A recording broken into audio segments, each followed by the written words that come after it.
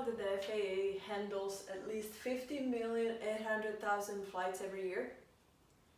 After making some calculations, I've realized that that number really means 47,024 planes every day. And furthermore, that means that at least 9,404,800 passengers are flying in our skies every day. Most of these individuals will be booking their flights prior to the flight, which makes the websites of the airlines an important step and bridge between the passengers' needs and the airline's income. Today, I'll be discussing some of the reasons behind the fluctuation of fares that those passengers have to be monitoring before booking their flight tickets. When attempting to book a flight, do you ever check the price multiple times, different days and months, to see if it's changed at all? And if so, have you ever wondered why it fluctuates so much? For instance, this flight between New York and Miami from the 11th through the 18th of August 2013 shows a fluctuation of price which is incredible. It starts at $290 just a year prior to that on the 18th of September, but it ends up having a low peak in December and then going all the way up, almost double the price on the 15th of July of the same year, which is really, really close to the departure date. How and why airlines do that is exactly why I'm here today.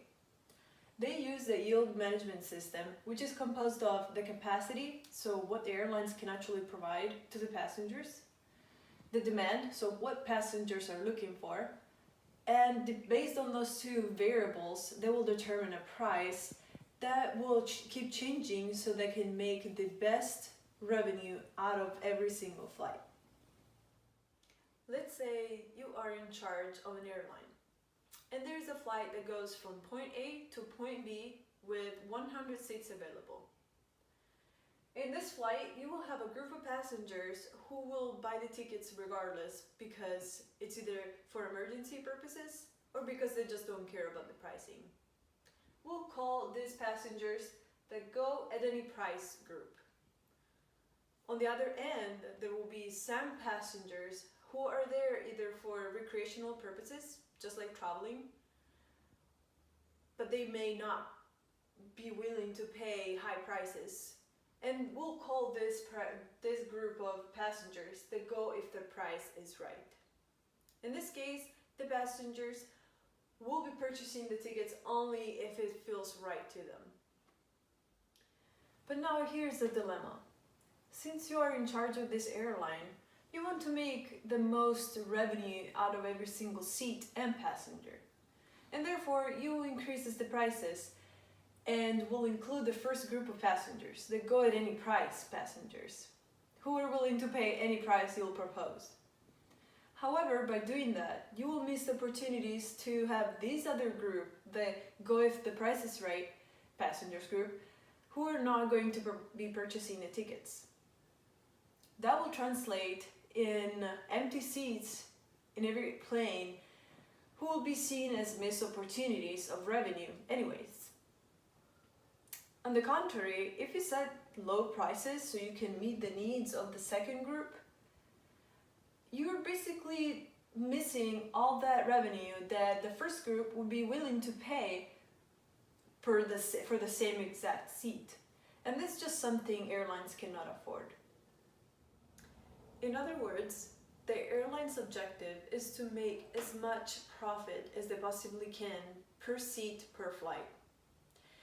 And one way of doing that is by making these fares fluctuate so much so that in different periods of the day or of the year, they can capture both of those groups of passengers that we mentioned earlier.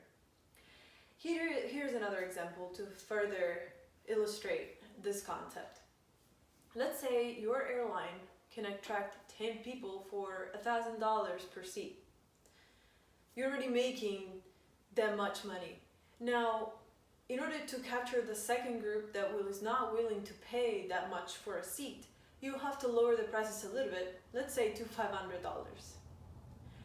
Now you will have 20 people getting those seats, which really equals the same amount of money as the first group we just mentioned. And you will have to lower the prices until the plane is full. However, there are a little more variables that come into play, and we'll explain in just a second. But regardless, the system that airlines will have to use is the yield management system. Another way for your airline to make the highest profit is to set prices so that as few passengers as possible purchase the low fare tickets and the highest numbers possible passengers to purchase the high fare tickets. To accomplish that, you may want to set some restrictions on how many people can purchase the low price tickets, and also set higher prices during certain times of the year as well as holidays. The yield management system provides a monitoring system for all flights in the company, not just one. The way it does that is through a computer program that is able to change how many seats are available or unavailable per flight, as well as booking patterns and actually monitoring those flights. More specifically, if the airline notices that some of the flights are being booked up faster than expected, they may lower the amount of seats available for low fares. Vice versa, if those flights are not selling or booking up as fast as expected, they may want to show that some of the unavailable flights that were originally unavailable are now available for all customers to purchase. Now that you're familiar with the basics of the yield management system, as a passenger, if you're monitoring a flight and you notice that all of a sudden some of the seats that you were looking at are not available anymore, now you will know that perhaps the yield management system is making some adjustments for seats that were booked or vice versa, and so it's trying to compensate for the whole company. Moreover, now you know that from an airline perspective, you want to be familiar with the concepts of the yield management system, because that system is really going to help you making the best profit for your company. On the other end, as a passenger, in order to save the most money for your family and yourself, is to monitor closely the flights that you want to be booking, so that you will understand how the market is working and you will be able to identify when the prices are actually low or overpriced. Once you find the best deal, do not wait. As you saw today, those prices are not going to be there for too long. Thank you so much for your undivided attention.